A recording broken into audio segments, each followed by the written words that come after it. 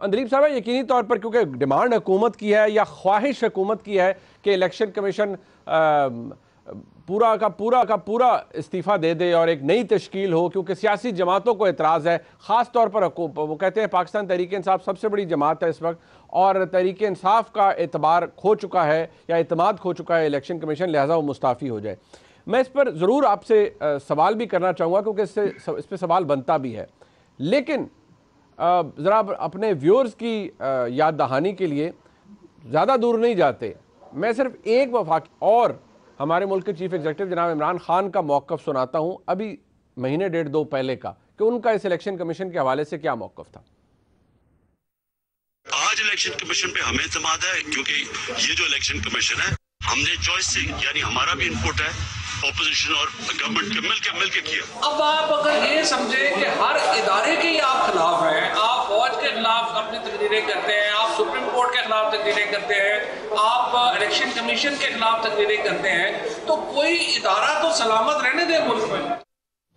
अंदलीब अब्बास साहब, ये मौक़िफ़ है, अब ये तकरीबन समझे कि डेढ़ दो महीने पहले का मौक़िफ़ है। चले यकीनी तौर पर आपके पास वजूहात अपनी होंगी, लेकिन सवाल ये है कि आप इसको बहसियत एक कानूनी प्रोसीजर क्यों नहीं अडॉप्ट करते? हुकूमत के पास ऑप्शन है आपके नज़दीक, अगर इलेक्शन कमीशन अपनी अहमियत अपनी इम्पार्शियलिटी खो चुका है, क्योंकि इल्ज़ाम आपने यही लगाया कि नहीं वो न्यूट्रल नहीं रहा, तो अगर न्यूट्रल नहीं रहा और आप न्यूट्रलिटी को चैलेंज कर रहे हैं तो आईनी तरीका मौजूद है, आप रेफरेंस दायर कर दीजिए मेंबरान के खिलाफ भी और चीफ इलेक्शन कमिश्नर के खिलाफ भी।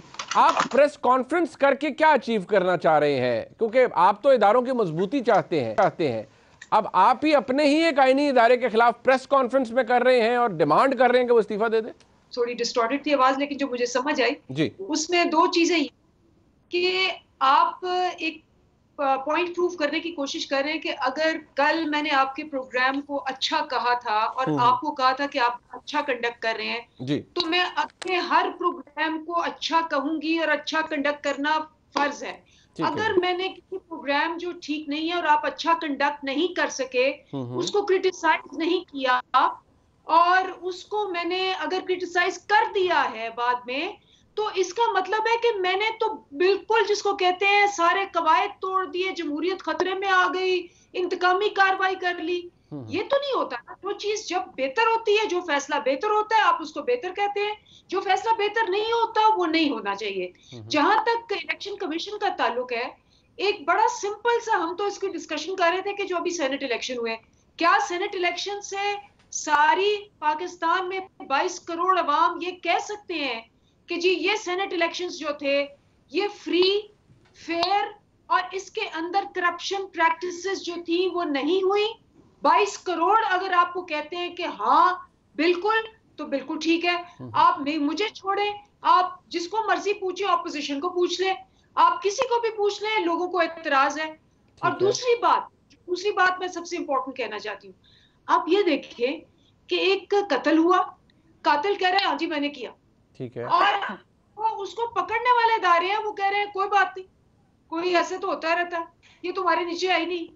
तो जो पकड़ने वाले इदारे हैं जिनका मेन मोटिव ये है कि आपने इन करप्ट प्रैक्टिसेस को, ऐसे जो कत्लेआम है जिसमें वोट को जिल्लत दो का पूरा एक, आपको अली गिलानी ने खुद आके कहा मैं उसको बता रहा था कि वोट को कैसे जाया करना है, खरीदो फरोख्त खाई जा रही थी, रेट लग रहे थे, मेला मवेशियां था, उसके बावजूद आप पे पिटिशन लेके जाते हैं, आप उस पिटिशन को अहमियत ही नहीं देते। और वो जो सुप्रीम कोर्ट का है कि 2218 के नीचे करप्ट प्रैक्टिसेस के बगैर वो आप फेल हो जाते हैं। तो हम आपको क्या कहें कि माशाल्लाह आप इसी तरह अगले 20 साल काम करते रहें। अच्छा अंदलीब साहबा, आपने जो आर्गूमेंट पेश किया है, क्योंकि फॉर्चुनेटली मुझे बड़ा मज़ा आता है जब आप इस तरह के दलाइल हुकूमत की तरह कोई भी जमात देती है। मैं तो पहले भी अर्ज़ किया, अब भी ये कहूँगा अगर आप मेरी बात सुन पाएँ, कि आप इन पूरे इलेक्शन कमीशन के खिलाफ रेफरेंस दायर कर दें। नंबर एक, आपको लग रहा है कि इलेक्शन कमीशन ने सुप्रीम कोर्ट की एडवाइजरी जुरिस्डिक्शन में जो बात आई थी, जो कि आपके नज़दीक बाइंडिंग है, उसको नहीं माना, उसका भी कानूनी तरीका मौजूद है, आप इसी इलेक्शन कमीशन के खिलाफ एक दरख्वास्त दायर कर दें सुप्रीम कोर्ट में कि इन्होंने आपकी दी हुई एडवाइस की कंटेम्प्ट की है, इन्होंने आपकी बात नहीं मानी। आप दोनों मामलात में कानूनी तरीका अपनाएं। ये प्रेस कॉन्फ्रेंस का क्या मकसद है कि आप इस्ताफी हो जाएं? भाई क्यों हो जाएं? कोई आपसे ये पूछेगा ना भाई क्यों हो जाए, आप आपको काम से खुश नहीं है, आपके पास इख्तियार है आईनी, आप भेजें इनके खिलाफ रेफरेंस, इनको फारिग कराएं कानूनी तरीके से। देखिए, पहली बात तो यह है कि आपने कहा भी टॉक शो क्या की आपने बात की, मैं एक प्रिंसिपल की बात कर रही हूँ। कोई इदारा बड़ा छोटा, क्योंकि असूल वही होता है, वो जरूरी नहीं कि अगर आप एक दफा उसको बुरा कह दिया या एक दफा आपने अच्छा कह दिया उसके बाद आपने उस पर बदलना नहीं। भाई परफॉर्मेंस के ऊपर डिपेंड करता है, ये तो सारी दुनिया का असूल है। अच्छा। नंबर 1। नंबर 2, आपने कहा कि जी आपने पहले रेफरेंस क्यों नहीं दायर किया। हमारे पास ये तीनों ऑप्शंस हैं, ठीक है। हम बिल्कुल इनको, अगर हमें लगा कि जो निजाम है वो पाश हो रहा है तो हम बाकी ऑप्शंस पे भी जाएंगे, लेकिन हमने अवाम से आके, क्योंकि अवाम का मुतालबा था, वो वीडियोस जो हैं वो सारे 22 करोड़ अवाम जो है वो बार बार उसको देखते हैं और वो हमें मैसेजेस भेजते हैं कि ये करतूत इन इदारों की, कि जो मुजरिम है वो कह रहा है मैं मुजरिम हूं, मैं अली गिलानी हूं, मैंने वोट को जिल्लत दो का सारा सिखाया है, मैंने सारी ट्रांजैक्शंस कराई हैं, मैंने हॉर्स ट्रेडिंग की है, और वो जनाब टस से मस नहीं हो रहे और कह रहे आपके इलेक्शन कमीशन ने क्या किया आपके नॉलेज के मुताबिक? जो दरखास्त थी आपकी यूसुफ रजा गिलानी के खिलाफ उनके बेटे की वीडियो के हवाले से, इलेक्शन कमीशन ने क्या किया उस पर, आपको क्या पता है? यही तो हमारा रोना है कि जी उस पर कुछ किया ही नहीं। नहीं अंदलीब साहब थोड़ा देखिए, मेरी अर्ज सुन ले, देखिए आप अपना नॉलेज थोड़ा सा इसमें इंप्रूव करवा लेना। देखिए इलेक्शन कमीशन ने उसे बाकायदा समाअत के लिए गालिबन 22 मार्च है रखा हुआ है, वो उन्होंने नोटिस भी कर दिए अली गिलानी को, यूसुफ रजा गिलानी को, सारों को, और वो बुलाएंगे अब और पूछेंगे, और गिलानी साहब हो सकता है डिस्क्वालीफाई हो जाए उस चक्कर में। सॉरी आप माशाल्लाह बहुत ही वेल नोन और वेल रिसर्च्ड बंदे हैं, शायद हम भी जाहिल थोड़े बहुत जानते हैं। मैं बात कर रही हूँ जिस दिन ये हुआ, नंबर 1 हमने कहा जी आप इलेक्शंस आगे करते हैं, उसके बाद हमने कहा नोटिफिकेशन रोकते हैं, दोनों चीजें नहीं की। अच्छा, अब जब उन्होंने नोटिफाई कर दिया, उन पे ठप्पे लगवा दिए, अपने आप को कहा जी हमने बड़े अच्छे इलेक्शंस किए हैं, तो अब खानापुरी के लिए बुलाएंगे ये, तो आप भी देख लेना। इसीलिए तो हम कह रहे हैं कि ये आंखों को चारने के लिए ये जो हरकतें करें। भाई अगर आपको एक मुझे बताएं, अली गिलानी आके एक कर रहा है प्रेस कॉन्फ्रेंस, कह रहा है जी मैं हूं, इससे पहले कि मैं और आपको कहे मैं हूं, अच्छा उसे पूछा जा रहा है कि ये तो तुम वोट को जाया करने के लिए सिखा रहे हो, कह रहे जी हाँ वो तो मैं उनको कह रहा था ये वो। उसके बाद मुझे बताएं, कोई शक ही नहीं रह जाता। ठीक है, कोई शक ही नहीं। किसके लिए डिले किया? सिर्फ इसलिए डिले किया कि ये सारा प्रोसेस हो जाए, ठीक है, नोटिफिकेशन। तो आपने पूरे प्रोसेस को करप्ट प्रैक्टिसेस के अंदर मेजर किया है। ओके जी, ठीक है, मुझे आपका आर्गुमेंट आ गया और आपका जो एतराज है वो भी बड़ा वैलिड तरीके से आ गया, बिल्कुल ठीक है। मैं You failed to prevent corruption. बिल्कुल ठीक है। मुझे दलील साहबा बसाद एहतराम, मुझे जरा थोड़ा आगे चल रहे हैं, मैं दोबारा आपके पास हाजिर होऊंगा। पलवशा खान साहबा, इलेक्शन के ऊपर तो देखिए 2018 में इंतखाबात हुए, उसके बाद हर किसी ने इस्तीफे मांगे, आपने कहा जी इस्तीफे दे दें, शहबाज शरीफ साहब का एतराज़ मौजूद है, बिलावल साहब का मौजूद है। अगर आज हुकूमत ने भी कह दिया और उनके पास तो देखिए इतना वैलिड रीज़न है कि करप्ट प्रैक्टिस की गई और इलेक्शन कमीशन के कान पर जूं नहीं लगी, कुछ भी नहीं हुआ और उन्होंने मामले को तूल दी, डिले कर दिया और अब 22 को वो कहते हैं तो खानापुरी है, कुछ होगा ही नहीं। आप लोगों ने भी तो माजी में ये किया, आज आपको कैसे लग रहा है कि ये हमला हो गया है हुकूमत का इदारे के ऊपर? बहुत शुक्रिया मनी। देखिए, अगर करप्ट प्रैक्टिसेस पे मुस्ताफी होने लगे तो सबसे पहले हुकूमत को मुस्ताफी होना चाहिए, सारी काबीना को मुस्ताफी होना चाहिए, क्योंकि जितनी रिकॉर्ड करप्ट प्रैक्टिसेस इस दौरे हुकूमत में हुई और खुल्लम खुल्ला हुई और फिर इन्होंने खुद उस पर कमिश्नें बनाई, रिपोर्ट्स आई और उसके बावजूद किसी के कान पे जूं ना रहेगी, तो फिर सबसे पहले तो इन्हें जो है इखलाकी जुर्रत का मुजाहरा करते हुए या अपनी काबीना समेत खुद जो है वो इस्तीफे दे देने चाहिए। दूसरी बात यह है कि ये धौंस धांधली और दबाव जो है ये हर जगह नहीं चलता और हर वक्त भी नहीं चलता। कोई ऐसा वक्त भी होता है कि ये धौंस धांधली जो है उल्टी गले पड़ जाती है। आपको याद है कि जनरल मुशर्रफ ने इसी किस्म की धौंस धांधली इफ्तिखार चौधरी साहब के साथ और अदलिया के साथ पंजा आजमाई की थी और फिर वो उनके कैसे गले पड़ी, मतलब पूरा जो है वो उनका किला जो है वो जमी बोस हो गया। अब बात यह है कि अगर इन्हें करप्ट प्रैक्टिसेस पे इतना एतराज है कि वो प्रिवेंट नहीं हुई, तो एक छोटा सा एतराज ये भी करते हैं कि फॉरेन फंडिंग केस जो है वो आखिर यही इलेक्शन कमीशन है इतने सालों से चल रहा है, उसका कोई फैसला नहीं आया, उस पर तो कभी एतराज नहीं हुआ। मतलब अब आज अगर पे दर पे दरअसल जो कह रहे ना कि हमारा यही रोना है, रोना ये नहीं है, रोना ये है कि पे दर पे अवामी जो इनका रद्द अमल आया है बाय इलेक्शंस में और डस्का के इलेक्शन में जो एक सारा जो तमाशा था वो खुल के कौम के सामने आ गया, यानी उसमें कोई इबाम की कभी कभी शकूक की गुंजाइश रह जाती है ना किसी एक्शन में, वो इस तरीके से हुआ कि वो खुल के आ गया। आज इलेक्शन कमीशन ने सुप्रीम कोर्ट में, मैं अभी थोड़ी देर पहले आप ही के चैनल पे देख रही थी, जो जवाब जमा कराया है, उसके बाद बताइए पंजाब हुकूमत इंतजामिया इदारों पर जो उन्होंने इल्जाम लगाए हैं, तो ये बौखलाहट का नतीजा है। रोना वो था जो इस इलेक्शन के जो यूसुफ रजा गिलानी साहब जब सेनेट का इंतखाब जीते तो उसके फौरन बाद आके वजीर आजम साहब ने जो किया, जो जबान इस्तेमाल की, फिर कौम से खिताब में जो रोना किया, वो वाकई रोना था। और मैं ये समझती हूँ कि इस रोने का जो मामला है, ये इन चीजों से हल नहीं होगा कि आप धौंस और धांधली करें। ये मामलात जो है, इलेक्शन कमीशन भी रिजाइन कर जाए, यूसुफ रजा गिलानी भी रिजाइन कर जाए, सारी दुनिया रिजाइन कर जाए, लोग तो भूखे रहेंगे ना, लोग तो भूखे हैं। और आप करप्ट प्रैक्टिस की बात तब करें, करप्ट प्रैक्टिस वो थी जिन लोगों को आपने कहा कि हम उनके नाम जानते हैं, 16-17 लोग हैं जो लोग चोर हैं जिन्होंने अपनी अमानत बेची, ये इनका ही है ना, इनके काबीना के वजीर ने कहा, बड़े बाखबर वजीर ने कहा, वजीर आजम को पता है, और इन्होंने कहा वो चोर हैं, खाइन हैं। फिर उन्हीं लोगों से, चोर लोगों से आपने एतमाद का वोट कैसे लिया, उनके हाथ कैसे खड़े करवाए आपने अपने हक में?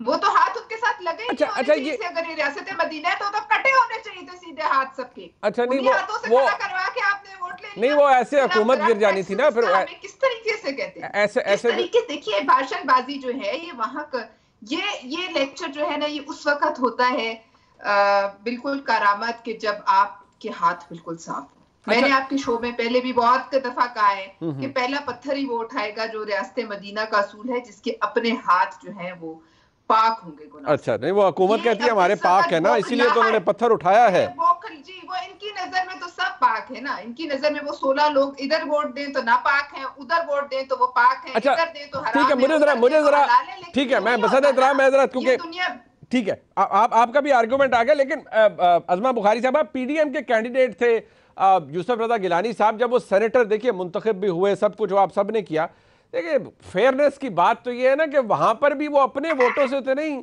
वो भी पीटीआई के कुछ वोटों से वो उनकी जीत मुमकिन हुई। आप लोगों ने भी कोई फेयर प्ले तो नहीं किया? पता नहीं पैसे चलाए, पता नहीं धमकाया, पता नहीं क्या किया, किस तरीके से लालच देकर और वोट लिए गिलानी साहब के लिए। तो हुकूमत तो ठीक पीटती है कि भाई हम कहते थे ओपन करो बैलेट, आप मुखालफत करते थे, आप लोगों ने वही किया जो आपको मंजूर था, आप लोगों को फेवर कर रहा था, आपने वो किया, और आपने कोई करप्ट प्रैक्टिस की होगी जिसके नतीजे में गिलानी साहब सेनेटर बने। बहुत शुक्रिया। पहले तो बात यह है कि मुनीब, ये जो आज रोना पिटना आ रहा है ना दलीप बीबी को, जब ये खुद सेनेट का इलेक्शन लड़ रही थी, इनको 34 की बजाय 49 वोट मिले थे, ये रोना धोना तब डाल लेती, तब कहती है मेरी शक्ल देख के लोगों ने वोट डाल दिए थे। अब दूसरों की शक्लें जो है देख के तो वोट डाल देते हैं, उसके अंदर से खराबी नजर आती है। प्रॉब्लम ये है कि ये है सल्तनत इमरानिया, कि जिसमें बादशाह सलामत जो सुनना चाहते हैं, जो देखना चाहते हैं, सिर्फ वो होगा। तो प्रॉब्लम यह है कि जो इनकी बात ना माने उनका फिर ये हाल होता है, और ये इदारों को अपने मुफाद के लिए इस्तेमाल करना चाहते हैं। दूसरा ये है कि ये जो वफाकी वज़रा की फौज आ जाती है ना बैठ के, वो आके जो है एक फौज सजा के, वो ठीक है होते होंगे हैवी वेट, लेकिन उनकी बातें जो है, उनके अंदर कानून और आइन जब तक नहीं है, उनकी हैवी वेट को हम कुछ नहीं समझते। और ये मुल्क जो है, ये खाला जी का घर नहीं है इनमें से किसी का, कि जैसे दिल चाहेगा बैलेट, सीक्रेट बैलेट नहीं है, हमारा दिल चाहा है, जब हमने ये सब करना था तब जो है वो सीक्रेट बैलेट नहीं होना चाहिए था, हमारे साथ होने वाला है तो इसलिए जो है इसको जो है वो ओपन बैलेट कर लो, कानून में लिखा नहीं लिखा हमें फर्क नहीं पड़ता। ये ऐसे नहीं होता, ऐसे ये जो आपने खाला जी का घर समझ लिया ना, बराए मेहरबानी इसको ना समझे। दूसरा, अंजलि दीदी अभी कवायद जो जमहूरियत पे जो है वो कह रही थी, बड़ी जो है वो, आप अगर सवाल उठाएं तो कवायद और जमहूरियत को जरूर लगती है, बिल्कुल लगती है। वो इस तरह लगती है प्यारी बहन, कि ये जो टेन्योर पोस्ट है इलेक्शन कमीशन की, और इस टेन्योर की उनको जो है वो श्योरिटी हासिल है। और अगर आपको कोई प्रॉब्लम है तो ये प्रेस कॉन्फ्रेंस में जो है वो अपने हैवीवेट्स जो सो कॉल्ड किस्म के बिठा के दूसरों को धमकियां लगवाने से बेहतर है कानूनी तरीकाकार इख्तियार करें। और एक और मशवरा है मेरा। पहला तो मशवरा ये है कि खुदा का वास्ता ये 22 करोड़ अवाम कहना छोड़ दें। मुझे नहीं पता, मुझे यकीन है कि आपके घर के लोग आपके साथ नहीं होंगे। आप पता नहीं 22 करोड़ अवाम को कहां लिए फिर रही है हर बात पे जो उठता है 22 करोड़ अवाम, 22 करोड़ अवाम। और बीबी देखे तो सही, आपके साथ 22 करोड़ अवाम जो है वो आपने जो हाल कर दिया इस 22 करोड़ अवाम का, आपके साथ 22 लोग नहीं होंगे। वो कैबिनेट के अंदर जो है ना वो भी पता नहीं कितने रह जाएंगे कितने नहीं होंगे। दूसरा मशवरा, आप इलेक्शन कमीशन को ना, मेरा बड़ा सिंसियर मशवरा है, एक टेस्ट केस दें। और वो टेस्ट केस ये दें कि जो आपने 14 लोग हमारे तोड़े थे जब सजरानी साहब की अदम एतमाद आई थी, उनके नाम दे दें इलेक्शन कमीशन को। और जो आपके बिके हुए खाइन पता नहीं क्या वो झूठे और जो भी वो लोग हैं जो सादिक और अमीनी के जो है वो उससे दूर हो गए हैं शराइत से, उनके नाम दे दें इलेक्शन कमीशन को। और उन्हें कहें कि जी ये है, अगर आप वाकई बड़े सच्चे हैं ना, अगर आपको ट्रांसपेरेंसी की बड़ी दर्द हो रही है, अगर आपको बड़ा ख्याल है कि इस मुल्क के अंदर जो है वो सजा मिलनी चाहिए, तो अली हैदर बड़ा याद रहता है आपको। तो जो बाकी आपके लोग जिनको आप खुद बिकाऊ माल कहते हैं, वो उनके बारे में आपकी जबान पे कुंभ हो जाती है, उसके बारे में आप बात क्यों नहीं करते? अच्छा, उसके बारे में भी जो है वो जरा अखलाकी मॉरल ग्राउंड लेना जाके और जाके बताएं कि जी हम इनको खाइंस को और इनको झूठों को हम सादिक और अमीन अपने साथ नहीं बिठा सकते। वोट लेने के लिए सब ठीक होते हैं, वोट आपको जायज होता है। और 2018 के इलेक्शन में आरटीएस कैसे बंद हुआ था? ये खुद जो वोट चोर हैं, जो आए हैं ही वोट चोरी करके हैं, आरटीएस बंद करा के आए। हमें तो आज तक किसी ने उस इलेक्शन कमीशन ने वो ये भी नहीं बताया कि आरटीएस किसने बंद कराया था, वो कैसे बंद हो गया था। ठीक है, 9 सीटें ज्यादा होने के बावजूद पंजाब हुकूमत इनकी कैसे बन गई थी? ये भी सवालात है ना, इलेक्शन कमीशन को ये भी देखनी चाहिए। और जब अपने पेंडिंग केसेस आ गए हैं सिर पे, ठीक है, वो फैसल वादा हो, अब इनके पास जलने लग गए हैं। अच्छा, नहीं मुझे दिल्ली वो बेचारी चले, वो दोनों ने अपना मौका, आप ऑपोजिशन ने अपना केस बिल्ड किया है। मैं ब्रेक से पहले, मुझे बड़ा सख्ती से कहा जा रहा है, लेकिन दिलीप साहब आप जरा इसका जवाब दे दें। ये कहते हैं जी कि गिलानी साहब के बेटे की वीडियो भी दे, आप उन जो खाइन थे जिन्होंने अपना वोट बेचा, आपके साथ दगा किया, गिलानी साहब को जितवाया, उनके नाम भी दे दें तो ये राजी हैं। गिलानी साहब भी डिस्क्वालीफाई हो, आप उन बंदों को भी जरा फारिग करवाएं फिर जिन्होंने चोरी करवाए हैं आपके वोट।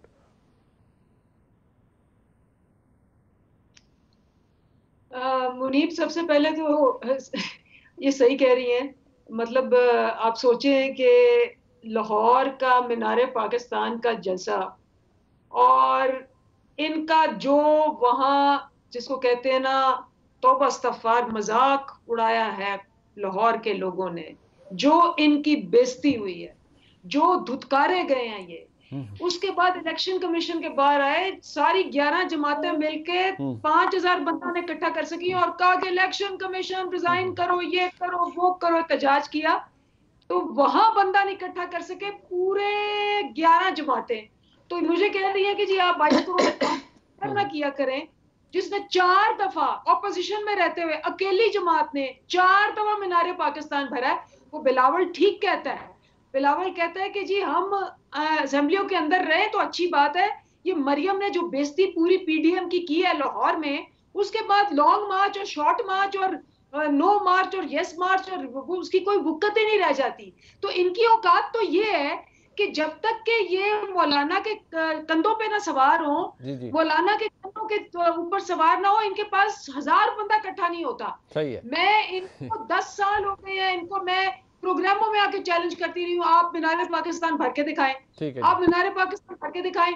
जब भर के दिखाया तो वो पूरा आगे जो स्टेज के इर्द गिर्द एरिया वो भी नहीं भर सके।